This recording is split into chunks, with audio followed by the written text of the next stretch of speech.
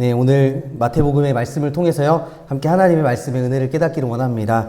오늘 우리 권사님들 기도해 주시고 또 찬송해 주셨는데, 그동안 함께 해주신 하나님께 감사해서 감사의 찬송을 많이 해서 오늘 추수감사절로 헷갈리실 수도 있을 것 같아요. 네, 오늘 추수감사주일이 아닙니다. 11월 셋째 주에 우리 추수감사절 예배 드릴 거고요. 오늘은 주일 예배, 그냥 주일 예배입니다. 네, 늘 하나님께 우리가 감사하는 건 마땅한 거죠, 사실. 오늘은요, 오늘 마태복음 19장 13절로 15절 말씀을 통해서요, 우리 천방지축 아이들에 대해서 예수님은 어떻게 생각하셨는지 우리 아이들에 대해서 함께 생각을 해보려고 합니다. 저에겐 두 자녀가 있습니다. 첫째가 하임이고요, 둘째가 라임인데요. 하임이는 이제 말할 것도 없고, 이제 둘째 라임이가 이제 2살, 이제 3살이 돼가는데, 요즘에는 말도 많아지고, 이것저것 궁금한 게 얼마나 많은지, 막 거실, 방, 이것저것 막 헤집고 돌아다닙니다. 그리고 책을 막 이제 쌓아가지고요, 높은 데에 있는 것을 꺼내려고 지가 책을 막 쌓아요. 그리고 그 위에 올라가서 막 다 끄집어냅니다. 그리고 변기 장난감이 있습니다, 저희 집에. 변기 장난감 위에 올라가서 막 다 끄집어냅니다. 막 냄비도 꺼내고 프라이팬도 꺼내고 다 끄집어냅니다. 제가 저희 아이를 키우면서요, 좀 불경스럽게 들릴 수도 있는데요, 저희 두 아이를 키우면서 이런 생각을 몇 번이나 해봤습니다. 우리 예수님도 이 땅의 100% 인간으로, 인간의 모습으로 태어나셨는데, 우리가 생각하는 예수님은 사복음서에 기록된 예수님, 설교하시는 예수님, 회당에서 가르치신 예수님, 또 병을 고치시는 예수님, 또 십자가에서 돌아가시고 또 무덤에서 부활하신 예수님이 거의 전부인 것 같아요. 예수님을 생각할 때. 성경에 그런 이야기들밖에 써있지 않으니까 우리가 그런 예수님에 대해 생각할 수도 있을 것 같습니다. 그런데 예수님도 저희 아이들처럼 아침에 일어나면 밥 달라고 울고 불고, 싱크대에서 그릇이며 냄비며 만지면 안 되는 것들 다 끄집어내시고 쉬 싸셨을까요? 예수님이? 어떻게 생각하세요? 예수님 100% 인간이시라면서요. 쉬 싸셨겠죠. 똥도 싸셨겠죠. 아직 그 2살 때는 말도 못하시고 옹알이 하셨을 거예요, 예수님도. 그런 예수님의 모습을 제가 상상해보곤 했습니다. 그런데요, 이런 생각을 제가 해보다 보니까요, 예수님도 우리와 똑같은 인간이시라는 것이요, 영유아기의 이런 모습 그대로 예수님도 가지고 태어나셨다라는 것을 생각해 본다면, 그 은혜는 정말 큰 은혜인 것 같아요. 정말 놀라울 정도로, 이루 말할 수 없을 정도로 커지는 것 같습니다. 그런 예수님이 우리의 구원자가 되신다라는 것이죠. 오늘 본문에서도요, 어린 아이들이 등장을 합니다. 함께 읽은 말씀 아주 잘 아는 말씀입니다. 네, 함께 읽은 본문 말씀 우리 보시기 전에 19장 1절에서 12절까지의 말씀을 잠깐 보려고 하는데요. 19장 1절에서 12절까지 말씀은요, 그 19장 1절 위에 소제목에 이렇게 나와 있습니다. 예수님께서 제자들에게 이혼에 대해서 지금 가르치시고 계시는 중이다라는 거예요. 19장 3절 말씀 보시면요, 바리새인들이 예수님을 시험하려고 나와서 이렇게 이야기합니다. 사람들이 어떤 이유가 있어서 그 아내를 버리는 것이 옳으니까 예수님께 이렇게 묻습니다. 그 말에 예수님께서 창세기의 말씀을 인용하시면서 이렇게 대답하시죠. 하나님이 짝지어 주신 것을 사람이 나누지 못할지니라고 대답합니다. 그 말에 또 바리새인들은요, 예수님께 그러면 어찌하여서 모세오경에 모세는 이혼 증서를 써주고 아내를 버리라고 했느냐라고 예수님께 이렇게 반문을 합니다. 그 말에 예수님께서 8절 말씀 보시면 이렇게 말씀하십니다. 8절 말씀 보시면 예수께서 이르시되 모세가 너희 마음의 완악함 때문에 아내 버림을 허락하였거니와 본래는 그렇지 않다라고 말씀을 하십니다. 여러분, 이 예수님 당시에 바리새인들은요, 자신들이 만들어 놓은 전통들이 있어요. 우리 지난전에 한번 말씀드렸던 적이 있었는데, 이 모세오경을 해석하고 그 해석한 것에 살을 덧붙여서 이 탈무드라는 책을 만들었습니다. 이 탈무드라는 책에는 여러 가지 규칙들이 있는데요, 거기에 이혼에 관한 규칙들이 있다고 합니다. 여기 읽어보면요, 그때 당시의 남성들은 아내가 싫어지면요, 어떤 이유를 달아서 이혼을 했다고 합니다. 이때 당시에는 여성들이 그렇게 힘이 없었기 때문에 그냥 남자들이 이 탈무드에 여러 가지 법령들을 만들어 놓고 자기가 이 여자와 이제 살기 싫어지면 그 법령을 따라서 이혼을 했다라는 거예요, 무분별하게. 예를 들면 이런 겁니다. 아이를 낳지 못하는 여자는 이혼해도 된다라고 거기 써 있다라는 거예요. 그리고 또 바느질을 못한다. 라고 해서 이혼을 할 수 있다라는 겁니다. 또 음식을 하지 못한다. 이런 등등 이유로 많은 여성들이 이혼을 당했다라고 합니다. 대표적으로 성경에 나오는데요. 요한복음 4장 말씀에 보시면 사마리아 여인이라는 연인 이야기 나오잖아요. 이 사마리아 여인은 남편이 몇 명이었죠? 5명이나 있었습니다. 그리고 지금 있는 남편도 네 남편이 아니다라고 예수님 말씀하셨죠. 그래서 보통 이 본문을 예전까지는 이 사마리아 여인이 부정한 여인이어서 계속 다른 남자들과 사귀는 어떤 그런 결혼하는 부정한 여인이다라고 해석했는데요. 요즘에는 그렇게 해석하지 않습니다. 당시에는 남성의 권리가 막강했기 때문에 이 여인은 사마리아 여인은 5번을 버림받은 여성이다라고 보는 것이 더 적절한 것 같아요. 5번 이혼을 당했던 여성이다라는 거죠. 그리고 오늘 본문 말씀 다시 돌아와 보면요. 13절 말씀 보시면요. 예수님께서 이혼 이야기를 하시다가 사람들이 예수께서 안수하고 기도해 주심을 바라고 아이들을 예수님 앞으로 데려왔다라고 이야기를 합니다. 여기서 말하는 이 아이들은요. 1살부터 10살까지 그 안에 9살까지에 있는 아이들 가리키는 단어입니다. 이런 아이들이 갑자기 이 예수님 앞에 출연을 한다라는 거예요. 그리고 오늘 13절에서 15절 말씀, 이 아이들이 어떤 아이들인지는 알 수 없지만, 제가 이 19장의 본문을 쭉 흐름상으로 볼 때, 이 아이들은 당시 예수님의 말씀을 듣고 있었던 무리 중에 바리새인들도 있었고, 여러 사람들이 있었지만, 이 바리새인들에게 이혼당했던 여성들의 자녀다라고 생각해 볼 수 있다라는 것입니다. 우리 당시 상황을 조금 더 상상을 좀 해보면 이 아내를 버린 바리새인들과 자녀들이 있었고 또 예수님과 제자들 많은 무리들이 예수님 앞에 있었습니다. 지금. 그리고 바리새인들은 예수님 앞에 나와서 자신들의 행동을 정당화하기 위해서 예수님께 시험하면서 이렇게 물어봤을 수도 있다라는 것이죠.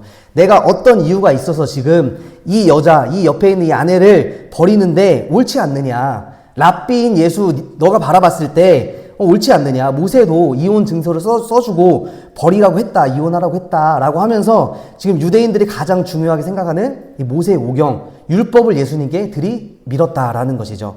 그때 예수님의 제자들은 그 아이들을 데리고 나오는 이 사람들을 꾸짖었습니다. 반면에 예수님의 행동은 좀 달라요. 예수님께서는요, 이 버려진 이 아이들을 용납하셨다라고 성경은 기록을 하고 있습니다. 이 용납하셨다라는 건 예수님 용서하시고 허락하셨다라는 의미입니다. 그리고 예수님은 더 나아가서 이런 말씀을 하세요. 예수님은 천국이 하나님의 나라가 이런 자의 것이다 라고 말씀을 하십니다. 누가복음에서 보면요. 동일한 본문에서 하나님의 나라를 어린아이와 같이 받아들이지 않으면 결탄코 거기에 들어가지 못하리라 말씀하고 있습니다. 여러분 그렇다면 이 어린아이와 같아야 천국에 들어간다라는 말, 어린아이와 같아야 한다라는 것은 어떤 의미일까요? 이 당시에는 남성들이 가장 우선시되었고 여성과 어린아이들은 남성의 종속적인 구성원으로 여겨졌기 때문에 예수님의 제자들은 예수님 어린아이 나올 때 이 어린아이들에게 관심을 기울일 가치조차 없다고 생각했기 때문에 제자들은 그 어린아이들 데려온 사람들을 꾸짖었습니다. 그렇지만 예수님은요, 이 어린아이를 용납하셨다라고 말씀하셨어요. 용서하시고 허락하셨다라고 말씀하셨습니다. 오늘 본문 어디에를 읽어봐도요, 19장 전체를 읽어봐도 이 어린아이와 같아야 천국에 들어간다 이 말씀하실 때 어린아이들 같이 어때야 한다라고 말씀하시는 말씀이 기록되어지지 않습니다. 그런 대목을 찾아볼 수가 없습니다. 하지만 예수님께서 어린아이들을 용납하셨다라는 말씀은 아주 분명하게 우리가 알 수 있다라는 것이에요. 예수님께서 이 어린아이들을 용서하셨다. 이 아이들이 무엇을 잘못했길래 이 아이들을 용서하셨을까요? 이 아이들은 사실 문맥상 흐름을 볼 때 이혼해서 버림받은 아이들이에요. 그 아이들, 정말 이렇게 버려질 만큼 큰 죄를 짓지 않았던 이 아이들을 예수님께서는 용서하시고 용납하셨다라고 말씀을 하신다라는 거예요. 그렇게 오늘 본문을 통해서 알 수 있는 것은요, 이 어린아이와 같아야 천국에 들어간다라고 할 때 예수님의 용서하심, 예수님의 용납하심이 곧 하나님 나라의 천국에 들어갈 조건이다라는 것이 우리가 이 본문을 통해 알 수 있는 점입니다. 이 세상에 태어났는데 원치 않게 부모에게 버려진 아이들, 또 이 아이들을 사랑으로 용납하시고 안수하시고 축복하신 그 예수님의 그 은혜, 이 은혜는 우리 그리스도인들 모두가 받은 은혜인 줄로 믿습니다. 이 어린아이와 같아야 천국에 들어간다고 말할 때요, 이 어린아이와 같다라는 말 여러분들 다 동의하시나요? 어린아이와 같아야 천국에 들어간다라는 말, 정말 맞아. 맞는 말이야. 동의하시나요? 우리 자녀들 다 키워보셨잖아요. 저는 아직 자녀를 많이 못 키워봐서 한 육아를 한 지 한 5년 정도밖에 안 돼서 이 말에 동의를 할 수가 없는 것 같아요. 어린아이는 순수해서 순수한 믿음을 소유했다. 그래서 그 순수한 믿음으로 말씀에 순종하고 그럴 때 하나님 나라에 들어간다라고 저도 어렸을 때부터 모태신앙 그런 말씀 많이 들었습니다. 근데 정말 그런가요? 아이 키워보니까 애들 정말 순수하던가요? 뭐 순수하고 이쁘죠. 정말 이쁩니다. 제 친한 친구가 제가 아직 결혼 안 했을 때 저에게 하는 말이 있었어요. 제 신대원 때 친구는 뭐 한 3살 정도 된 아이를 키우고 있었는데, 딸을 키우고 있었는데 저한테 그럽니다. 이 아이를 보면서 어느 때는 진짜 이 아이가 죽이고 싶을 정도로 싫답니다. 진짜로 죽이고 싶대요. 그러니까 말로만 그런 게 아니라 진짜 죽이고 싶대요. 근데요, 그 뒤에 하는 말, 죽이고 싶을 정도의 감정이 있지만 이 아이가 어느 날 자기가 잘 때 와가지고 자기를 깨운답니다. 이렇게 머리를 만지면서 이렇게 깨우면서 이렇게 미소를 지어준다고 해요. 딸이 보면서. 근데 그 죽이고 싶을 정도의 감정보다 나를 보면서 웃으면서 나를 깨우는 그 웃는 사랑의 감정이 더 크다라는 거예요. 그래서 이 두 마음이 계속 교차하면서 이 아이를 키운다라고 이야기를 합니다. 어린 아이들은 꼭 순수한 모습만 가지고 있는 것 같지 않습니다. 자기 마음대로 안 되면 떼쓰고 울고 불고 또 땅에 눕고 어느 시기에는 막 욕심이 최고조에 달해서 자기만 생각하는 아주 이기적인 아이가 될 때도 있습니다. 제가 요즘에 자주 보는 유튜브가 하나 있는데요. 여러분들도 아실 거예요. 오은영 박사님 나오는 금쪽 같은 내 새끼라는 유튜브 영상이 있습니다. 제가 그걸 보는 이유가 뭐 유튜브 알고리즘 때문에 볼 수도 좀 보고 있기도 하지만 그냥 보고 있으면 이 아이를 키우는 데 있어서 제가 배우는 게 참 많더라고요. 그런 가정들을 보면서 안타까운 마음도 들지만 부모의 연약함도 느끼고 또 부족함도 느끼고 아이들에 대해 새로운 것을 많이 배울 때가 있습니다. 근데 이번 주에 제가 한 영상을 봤는데요. 첫째 누나가 11살입니다. 11살. 그리고 둘째는 8살인 남자 동생이 있어요. 근데 이 어느 순간부터요, 11살짜리 여자 누나가요, 밥을 먹지 않습니다. 밥을 거의 한 3일 동안 물 한 모금도 마시지 않아요. 계속 먹지 않습니다. 근데 며칠 굶는데, 거기 나와가지고 이제 이야기를 상담을 하다 보니까 이 아이에게 거식증이 온 거예요. 밥 냄새도 싫고, 씹는 것도 싫고, 삼키는 것도 싫고, 그냥 다 그런 거예요. 그게 거식증이 왔다라는 거예요. 근데 처음에는 다들 이야기를 했죠. 영상을 보면서 동생이 태어나고부터 동생을 질투해서 그런 줄 알았습니다. 그런데요, 그 이유를 나중에 알고 봤더니 뭐냐면, 동생이 싫어서도 아니고, 밥이 맛이 없어서도 아닙니다. 이 아이는요, 통제 본능을 가지고 있는 아이라고 해요. 통제 본능. 그러니까 엄마의 사랑을 그러니까 동생이 태어나면서부터 이제 엄마가 남동생한테 이렇게 더 시간을 많이 할애하니까 엄마의 사랑을 얻으려고 어느 순간부터 이 울음으로 엄마를 통제하는 거예요. 울고 있으면 이제 엄마가 쪼르르 달려오니까 계속 우는 거예요. 근데 더 지나가서 이제 먹지 않는 것으로 이제 엄마를 통제하는 거예요. 먹지 않으면 엄마가 걱정하니까 옆에 와가지고 붙어가지고 먹이려고 안아주고 하니까 자기 옆에 계속 있게 만드는 겁니다. 엄마가 근데 통제가 제일 잘 됩니다. 울면 엄마는 그냥 쪼르르 달려와요. 근데 울면 아빠는 이제 남동생 보느라고 잘 안 달려옵니다. 근데 더 통제가 안 되는 존재가 하나 있어요. 누구일까요? 남동생입니다. 남동생.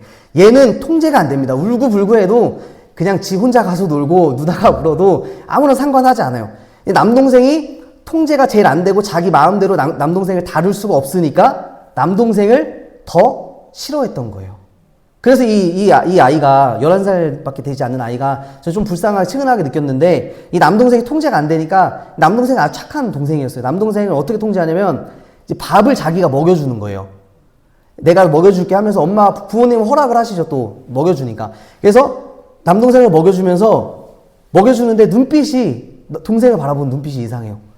계속 먹여주는 거예요. 통제를 하는 거죠. 그리고 입에 있는데 또 먹여줘요.